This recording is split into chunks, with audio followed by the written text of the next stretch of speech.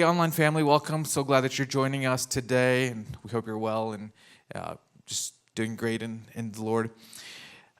You know, I've known a lot of people over my life. I'm not super old, but for some people I'm probably old, and for others I'm still young. But just growing up, I've always grown up around church, around people, and we all meet different kinds of people all the time, and you see different demeanors, different attitudes. Sometimes there's a smile. Sometimes you see that they might be a little anxious. Anybody been anxious here before? A couple of you? Okay, good. Yeah, sometimes it's just hard to miss that anxiety in people. Something's just not right. Ever notice that? Maybe it's in you. You just don't feel right. Something is bothering you and bothersome. And so I was looking at King David, and that guy had some anxiety in his life, He takes down this big giant, and then his life just changes in so many different ways. He's anointed king. His own son comes up and rises up against him. The current king is trying to kill him. I mean, just plenty of things to be anxious about, yeah? And we all have our things that we can be anxious about. But King David writes this psalm, and he says this in Psalm 139, "O Lord, you have searched me and known me. You know my sitting down and my rising up. You understand my thought afar off. You comprehend my path and my lying down. You're acquainted with all my ways, for there's not a word on my tongue, but behold, O Lord, you know it altogether." He's saying, God, there's nothing I can say or do that you don't already know. And how true is that for us today, that there's literally nothing that you and I have thought of, are thinking, or will think of that God doesn't already know and understand? There's absolutely nothing in this world that anyone has thought of, will think of, that God doesn't already know. And that God calls us his children.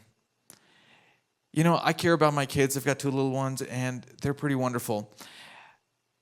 And they trust me for the most part. They know Dad's got good plans for them.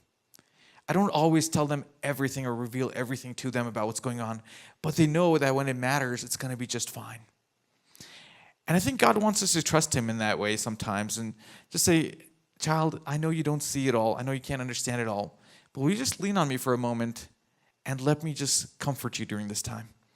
I think at the end of this chapter, it's really interesting what King David says. He says this at the very end. He says, "Search me, O God, and know my heart." That's verse 23. "Search me, O God, and know my heart. Try me and know my anxieties. And see if there's any wicked way in me, and lead me in the way everlasting." I think it's so important here. He says, God, you've already searched me, but then he says, search me, O God. I think this invitation should be a constant thing in our lives, in my life, in your life, as we pray every day. God, search me today. Lord, I want to be searched by you. What is it that's making me anxious? He doesn't say what's making me anxious. He says, try me. He says, test me. Test me that my anxieties might be revealed. What a prayer. I think sometimes we go through hard times, through testing in our lives, and we're like, oh my gosh, what's happening? Maybe you're not like me, and maybe you're just like so calm, and you're like, it's fine, no big deal. But if you're anything like me, you're like, oh my gosh, what's happening right now, God? I don't understand it. Just know this, that testing, that trying is something that God is leading you to expose an anxiety. Not so you can live anxious, but so then you can know that there's a purpose in that anxiety. And here's the purpose of that anxiety. He says, try me or test me and see that anxiety. And then he says, see if there's any wicked way in me. See, when there's anxiety, it exposes something inside of us. And that wickedness doesn't always mean that it's this big sin or something, but wickedness can be any place that we're not trusting God with. Because God says, listen, trust me, I got you. Imagine my son or daughter, I say, guys, it's not time to eat ice cream right now. Just trust me. But they're like, you know what? I really love that sweet stuff, and I'm going to go get ice cream right now because Dad doesn't know what he's talking about. I know they need to go to bed soon and go to school, right? And I think sometimes we can be that way with God. God, I know you said don't do this, but I really feel like doing this right now. He says, no, just trust me in this. I've got you. And then the third thing he says is, first, try me, know my anxieties, see if there's any wicked way. But then this is the purpose for the testing. He says, and then lead me in the way everlasting. The whole purpose of that anxiety is that we might be led in the everlasting way. For God so loved the world that he gave his only begotten Son, that whoever believes in him should not perish but have everlasting life. Everlasting meaning it never ends. How many of you would like to live forever and ever? A couple of you. You're like, not in this life, not in this body, right? But here's the thing, what is Jesus promising us? And that's what I want to talk about for just a few more minutes here. See, the first point I want to make is this, that man, us people, we look at the outside, we look at the appearance, but God looks at the heart. The heart never dies, and I believe the heart represents the spirit in this case, because the spirit, we're immortal beings. We're spirit beings in a fleshly body right now. And that is what God said is going to live forever, right? Because this body we know is going to perish. It's a day to be born and a day to die. The Bible's very clear about that. But you look at 1 Samuel chapter 16, verse 7. This is what God is saying to Samuel. He says, "For the Lord does not see as man sees. For man looks at the outward appearance, but God looks at the heart." How often do we judge ourselves from what we're doing?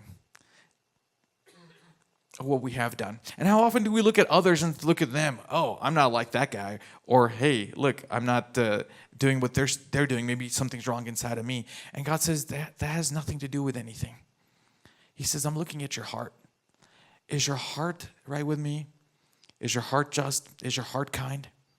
Is your heart pure? Who cares about this flesh? God doesn't.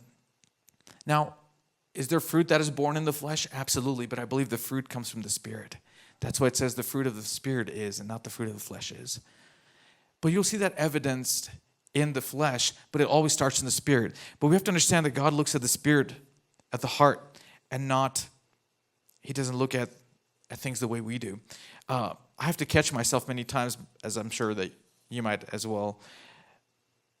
Sometimes we interact with people and we're quick to say, oh, I wish they wouldn't have done this, or I wish they wouldn't have called me this, or, I can't believe they looked at me so rudely. The fact of the matter is you don't know what's going on in that person's heart. And what if we just gave them a second chance and said, I don't know what's going on with them, God, but I pray that you'd help them. I know they didn't mean to treat me this way. I know they didn't mean to do that. It's easy to get offended. It's easy to take offense to that thing. But God looks at the heart and not at the outward appearance. Outwardly, it can be so many things. It can manifest in so many ways. But what's happening in the heart, only God knows. And so if we give people the benefit of the doubt and look at people the way God looks at people, we'd have a total different perspective on that. And I want to encourage you to not judge yourself too harshly either. And look at your heart and say, God, I messed up, but is my heart okay with you? Because I know you love me, and your heart towards me is always love. And I think if we're going to live in that forgiveness lifestyle that Jesus modeled for us, then we have to understand that first we have to forgive ourselves, and first we have to accept his love for us in our lives each and every day. As we keep going here in Psalm 139, you look at verse 7, and this is what King David says. He says, where can I go from your spirit? Or where can I flee from your presence? If I ascend into heaven, you are there. If I make my bed in hell, behold, you are there. And if I take the wings of the morning and dwell in the uttermost parts of the sea, even there your hand shall lead me, and your right hand shall hold me. And if I say, surely the darkness shall fall on me, even the night shall be light about me. Indeed, the darkness shall not hide from you, but the night shines as the day. The darkness and light are both alike to you. How many times have you heard somebody say, I'm just going through a very dark time right now? I've heard it many times. I'm sure you have. Maybe you've said it yourself. Maybe you're going through a dark time right now and you're feeling that anxiety and that pressure right now. But here's what the Word of God is saying. This is what King David understands. He says, there is no darkness that can cover the light of God. Let me say that one more time. There's absolutely no darkness that can cover the light of God. But it all starts in our heart and our spirit. Are we going to focus on that thing that's making us anxious, that's bothering us? Or are we going to say, God, I need your help in this time. I can't trust in my own way because my wisdom is limited. My understanding is limited. But God, you're unlimited, so I'm choosing to trust you because I can't do this without you. And I know it sounds so theoretical, ethereal maybe, in a way that you're thinking, oh, well, maybe if I just imagine this. It's not an imagination. It's a full-blown belief. As surely as I know I'm going to be able to take my next breath, I can say, God, as I breathe in, I'm trusting that you're going to make this situation just fine. And that is what happens when there's anxiety. You have a choice to make. You can say, God, I'm going to dwell in this darkness and focus on darkness. Or I'm going to see your light take over this darkness right now. Try me. Show me. Expose that anxiety inside of me. And Lord, show me where I'm not trusting in you so that I can be led by you. If we realize that God is unlimited the way that King David says he is, he says, Lord, it doesn't matter where I go. How many of you can try to run away from God? We can all try. I've tried. I'm sure you have in some point in time. You can go wherever you want, but he's always there. He's always there. If you think of a situation in your life right now, any situation, you're saying, God, I don't know if this is your will or this is not your will. How many of you have asked that question? People ask me, I don't know if this is God's will in my life right now. Who cares?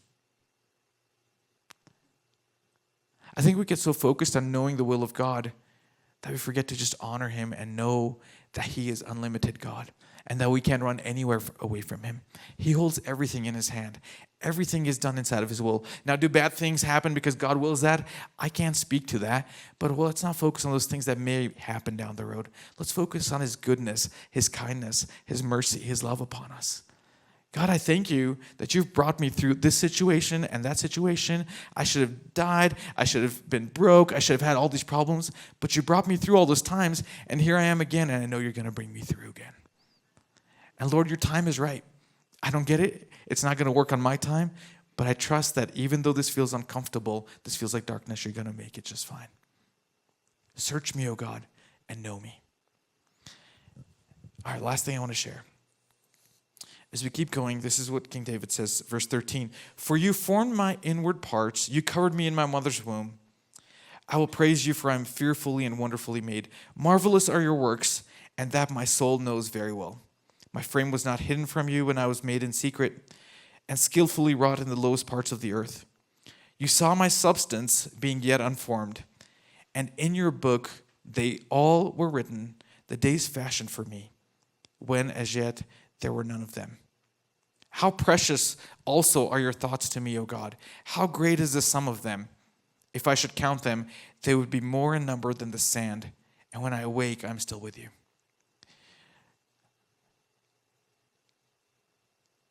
How often do we stop and think that God has fashioned every single day for us already? I'm not talking about predestination here. I'm talking about when we accept him to be God and when we acknowledge that he's God and he's Lord of my life, he's Lord of all the universe, then we don't have to try to wonder what's going to happen tomorrow. Listen, maybe there's an earthquake. Maybe there's a flood. Maybe a bomb goes off, a nuclear device, something. Who cares? God says he's already written every single day in his book for us. And I can trust that my Father in heaven is very, very good. Way better than I could ever be. Way better than anyone on this earth could ever be. And if I can believe that, then I can say, God, this doesn't make any sense right now, but you've already written my days. And so I'm not going to trust the doctor. I'm not going to trust my friend. I'm not going to trust what they're saying about the economy and how we're all going to die. I'm not going to trust in this vaccine or no vaccine. I'm not going to trust in the next pandemic. I'm not going to trust in anything except for you because you fashioned my days, Lord. How freeing would that be? How amazing would that be if we could just say, God, I don't understand. I don't get it. But you said it, so I'm going to believe it. In Numbers chapter 13, we find the story of Joshua, Caleb, and the 12 spies that went out to seek out the land. And they go and they spy out the land, and they come back and they report back to Moses. And this is what they say when they get back. Caleb comes in first and he says, in verse 30 of Numbers 13, let us go up at once and take possession of the land, for we are able to overcome it. We're well able to overcome it. He says, listen, there's some things happening over there, but God is with us. We got this. And then here's his companions that went up with him, the other 10. This is what they said. They said in Numbers 13:33, there we saw giants, the descendants of Anak, who came from the giants, and we were like grasshoppers in our own sight, and so we were in their sight. I heard a man of God say this once, and I'm going to repeat this. when did God give us permission to look at ourselves from the eyes of the enemy? When did God give us permission to see ourselves the way the enemy sees us? They're saying that we were like grasshoppers in our sight, so we must have been in their sight too. Instead of saying God is with us, and yeah, there might be a lot of giants, but we can take them all out because our God is way bigger. You see, if we're going to be led by God, then we can't think the way the world teaches us to think, the way that our flesh teaches us to think. We can look at circumstances all day long. I know it's easy to because that's what we see.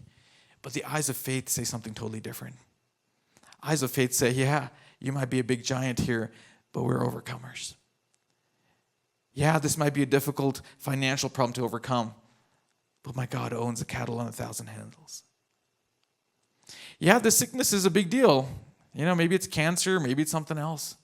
But Jesus already paid the price for that on the cross, and devil, you don't get the best of me. You see, we have a different perspective when we allow God to search our hearts, reveal those anxieties, and then lead us in the way everlasting. I don't believe we have to die to get to heaven. I believe he's already brought heaven down to us. That's why he taught us to pray. Let your kingdom come. Let your will be done here on earth as it is in heaven. And so I want to encourage you all today. I want to encourage myself today in the Lord and say, Lord, search me. Search me. Try me. Reveal that anxiety inside of me. See if there's any wickedness so that I can trust you and be led in the way everlasting. And that's my encouragement to all of us today, all those online. Thanks for being here today. God bless you all. I pray that you're in peace and led by God.